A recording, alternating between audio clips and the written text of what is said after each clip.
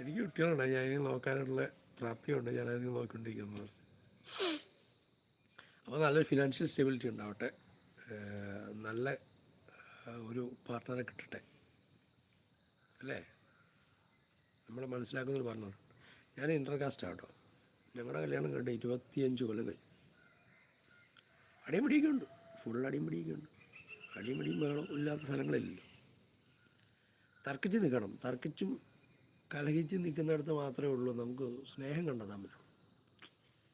അതായത് നമ്മുടെ അസൗകര്യങ്ങൾ എന്താണെന്നുള്ളത് നമ്മൾ തുറന്നു പറയുമ്പോഴാണ് അവിടെ കലഹം അല്ലെങ്കിൽ അതിൻ്റെ ഒരു തർക്കം ഉന്നയിക്കപ്പെടുന്നത്.